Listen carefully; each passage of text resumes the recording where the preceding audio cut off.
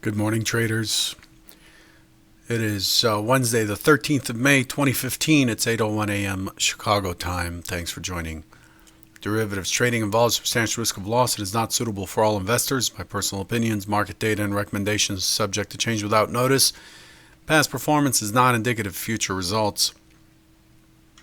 A run of the overnight data or news. China's economic releases continue to come in below expectations, further supporting the rate cut that was done last week. The European Q1 GDP data comes in mixed, reinforces bumpy, uneven recovery. UK wage and jobs data continues to support case for potential Bank of England rate hike, just waiting for inflation to confirm such action. The British pound versus US dollar hits 2015 highs above $1.5740 with that wage data. Continued strength, relative strength in the energy sector helped push the European markets higher. Both the FTSE as well as the Euro stocks have energy components. And then this morning, JP Morgan raised the U.S. energy sector from neutral to overweight, but it cut consumer discretionary, U.S. materials, and consumer staples. Those are pretty sizable portions of the S&P 500. And then at 7:30 this morning, we got April's import price index in the U.S. negative 0.3 versus positive 0.3, so a 0.6 swing down. Year to date, or year on year, negative 10.7 versus negative 9.7. So it's worse. April advanced retail sales 0 versus 0.2 expected. Retail sales ex autos 0.1 versus 0.5. Looking ahead, we have business inventories a half hour after the open at 9 a.m. Central, expecting 0.2. And then at 9:30, we're looking for DOE, U.S. Crude oil inventories, expecting negative 500,000. Cushing expecting negative 375, and U.S. gasoline inventories at 0%. Distillate inventories plus 1 million, and refinery utilization at 0.5%. That's pretty much what we have for the day. We do have a 10-year note auction at noon, so you want to pay attention to that if you trade the ZN or the yield curve. Let's switch gears and look at what we have for charts. All right. So, again, apologies for the broadcast yesterday. Just problems with bandwidth, so I couldn't broadcast properly. What I was starting to get into yesterday, as a result of a couple of different inquiries by email, as to recommendation to listen to the Trader Bite and why they should do it. And I just want to give those who don't know my background a little background, just a very brief moment here. Essentially, I started trading as an equity scalper, very high volume, doing a very large number of shares per day. It was a time when you could get teenies, or the market was trading in fractions. And then I switched to futures after 9/11 happened, and the market, the equities market went decimal. Switched to futures, joined a prop firm here in Chicago, the Chicago Board of Trade, and I've been here in Chicago ever since. I've always traded professionally in a professional environment, from going from being a prop trader. I became a prop shop owner and started to back and train traders. I was training traders when I was in prop anyway, and I accumulated a very successful track record of backing and mentoring / training traders. I trade. I'm a trader first, everything else next. And so, but I do enjoy watching a person make the turn. I enjoy the struggle of battling ourselves mainly to make the turn. And what I'm sharing with you here is an approach that I've put together since I stopped being a momentum scalper. I was essentially a market maker in futures, trading very, very heavy volume, thousands of round turns per day in various products. And once high frequency trading became dominant, it just became harder to pull a few ticks here and there in the market. I was a very short-term scalper, scalping across various indices, traded some bonds, Bund, and a couple other products, but my main products were indices. And what I'm sharing with you is what I put together and what I use. There are no secrets here. Everything is in the open, and it's there. It's been there on my website, futurestrader71.com, and I suggest you check the archives going way back to 2009, and you'll note that the approach is very consistent. There may be adjustments here and there as the market changes, better tools, better approach, but overall, I trade the auction, and the auction is what governs how prices are discovered and how prices are advertised, taken, or rejected by the market. So as long as you understand the auction, you can superimpose CCIs, fibs, Gartley, whatever you want. Just understand the auction first. It's a key part of having a strong hand in the market. Understanding that, understanding yourself, and understanding risk are the trifecta, in my opinion, for having a sustainable future trading futures, no pun intended. Anyway, let's look at yesterday. So based on yesterday's hypothesis, the expectation was for responsive buying back towards 95.50, 96.50. Expected resistance, pretty solid resistance at 96.50. The market had a initiative sell immediately, pulled back a little bit to the open, and then sold off back to that 83.25 area. The key hypothesis of yesterday was responsive buying into the 95, 96 at the most, then chop, and an expected rotation down to 74.50 was the key target below, based on the composite from the last time we were up here. So looking at this composite here, this was my target down here, the next most accepted price below. That's the expectation for yesterday. Instead, these hypos don't work every day. They're not expected to work every day.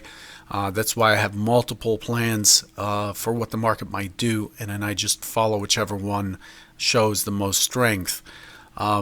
So what it did instead is we had initiative selling down into 80.25. The market chopped around, built a high volume node right at that 83.25 area. Remember, 83.25 comes from monthly profiles, very important area. It's a key over under area down here.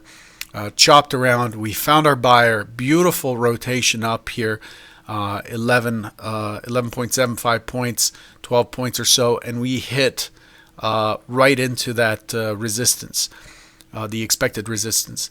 Resistance generally, in my opinion, in my experience, resistance is something that, or support levels, zones, work much better the first time than they do on the subsequent tests. When a resistance level is hit and it pulls back and it tests and retests it, that makes it a weak high, and it means the probability of pushing through is increasing with every test. That's contrary to what people believe about double, triple, quadruple tops. They see those as strong resistance areas. In my study, in my statistics, I find the opposite is actually true. The more we rotate around a key high, the more likely that high gets weaker and weaker and we break through. We built a nice little head and shoulder formation here, almost perfect head and shoulder formation against this resistance. So it looked to me like it was the opportunity of the day, and for a short back into the mid. What it did do is it broke the neckline at 92. However, it could not get past the open at 2090 and the IB high. At this point, transport started selling off. and everything looked like it may start the rotation as expected per Hypo 1 from 96.50 down to 74.5, and it just did not find the sellers. It found buyers instead right at the IB high for new highs at 99.25. Started to push into yesterday's range, and then the market just went sideways. We have a double distribution profile with 91.25, 91 as the key LVN for the day, and that's where we left off. It looked like the auction was fairly complete, but the fact that on an open auction out of range in a gap zone, we were not able to entice sellers to step in and push it lower, puts the shorts in trouble for the session and probably for today as well. The overnight session was sideways through Asia until we got the Chinese figures, popped up a little bit, and then sideways again. And then there's a significant strength on the European Open, which pushed us into the overnight high at 2105.75. And then since then, it's sold off on disappointing numbers out of Europe. And also right here on the U.S., these numbers were disappointing this morning, and the market's back to where it closed yesterday. So the overnight inventory is balanced, and we're inside of yesterday's range and value, which gives us a higher probability of this overnight low being taken out for this to continue to test the gap below or the closing price. So this morning the trade is likely to be fairly choppy. We have nothing to price in. We've attempted higher, are now attempting lower, and so the market is back inside of value and is not moving anywhere. So overall, I expect this morning to be a fairly choppy open. I'm still looking for this to continue higher. It did try to push lower. We did close this gap zone here that we had, and the last balance we have is up here. These 2 days are completely balanced with each other, and the target now becomes 2110.75 in the short term. So we're looking for this to move lower on the open and test lower, maybe as far down as 91, and then I'm looking for this to turn around, chop around in this 95.25 area. Remember, 95.25 has been in play a lot, but the expectation is for it to rotate up and then start to move towards 2110.75 and 2111. That's the expectation for today. What else do I have? Looking at crude oil, pretty good continued strength here. This crude oil is driving towards the next target up we had, and ultimately crude oil looks like it's likely to attack into the 70s, into that big resistance that we fell from. Fill up your gas tank type of thing.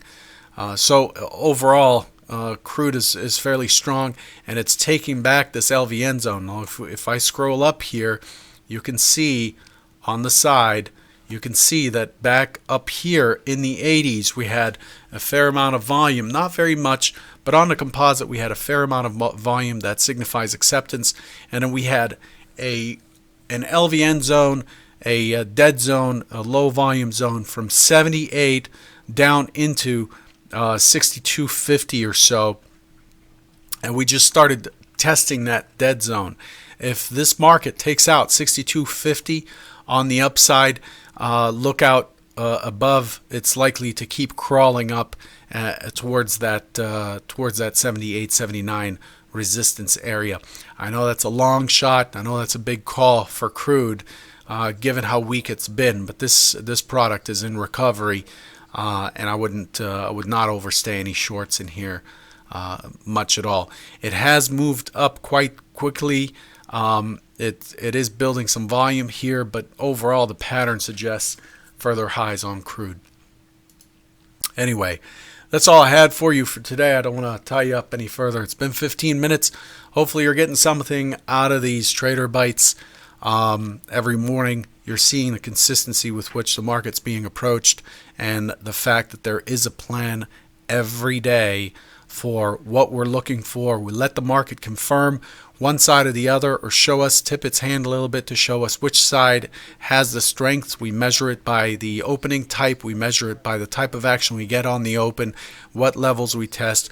We then assess who's in control, and we trade on the side of strength.